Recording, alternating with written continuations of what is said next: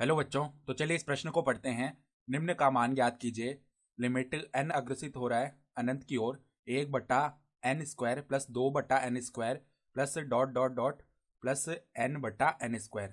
तो यहाँ पर देखो, इस सीमा का मान हमें याद करना है। ठीक है, तो प्रश्न में आगे बढ़ने से पहले इस प्रश्न से संबंधित जो मुख्य अवधारणा है उसकी हम चर्चा कर लेते हैं। तो देखो, मुख्य अवधारणा देखो क्या हो जाएगी। जब भी हमारे पास में देखो इस तरीके से लिखा हुआ होता है 1+2+3+4, यानी कि पहले जो n प्राकृत संख्याएं हैं उनका जो योग है वो क्या होता है, n गुणा में n+1/2। ये होता है सूत्र। ठीक है, यानी कि अगर मेरे को केवल पहली तीन प्राकृत संख्याओं का योग ज्ञात करना है तो यहाँ पर n=3 रख देंगे। ठीक है, और चार का करना है तो n=4 रख देंगे। तो ये होता है हमारे पास में सूत्र n गुणा n+1/2।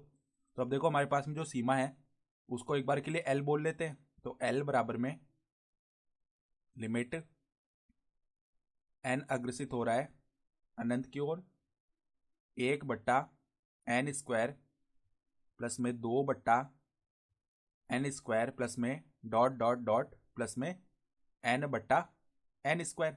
ठीक है, तो देखो सबसे पहले हम क्या करते हैं, यहाँ पर ये जो 1/n² है इसको हम बाहर उभयनिष्ठ निकालते हैं। ठीक है, तो देखो लिमिट n अग्रसित होगा अनंत की ओर 1/n²। जैसे ही 1/n² को बाहर लिया तो यहाँ पे क्या बच जाएगा, यहाँ पे अंदर देखो हमारे पास में बचेगा 1 प्लस में 2 प्लस में, इसी प्रकार आगे चलते चलते n तक। ठीक है, और ये क्या बन गया, 1 से n तक का पूरा योग बन गया, जो कि क्या होता है n गुणा n+1/2। तो देखो यहाँ से लिमिट लिमिट n अग्रसित हो रहा है अनंत की ओर 1/n², ये बन गया n गुणा में n+1/2। तो देखो यहाँ से 1n तो 1n भाग हो गया। तो हमारे पास में देखो ये जो 1/2 है यहाँ पे गुणा में लिखा हुआ है। ठीक है, तो इसको सीमा के बाहर लिख सकते हैं हम। तो देखो यहाँ से अचर जो है वो सीमा के बाहर आ गया 1/2।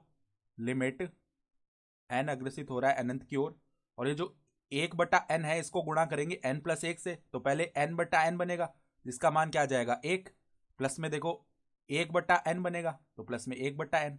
ठीक है, अब देखो वो हमें क्या बोल रहा है, n जो है अनंत की ओर जा रहा है, तो यहाँ से 1/n जो है वो किसकी तरफ जाएगा, 0 की तरफ जाएगा। ठीक है, तो यहाँ पर देखो l का मान क्या हो जाएगा, l बराबर में इस 1/n का जो सीमांत मान है वो 0 आ जाएगा, क्योंकि n जो है अनंत की तरफ जा रहा है तो 1/n 0 की तरफ चला जाएगा।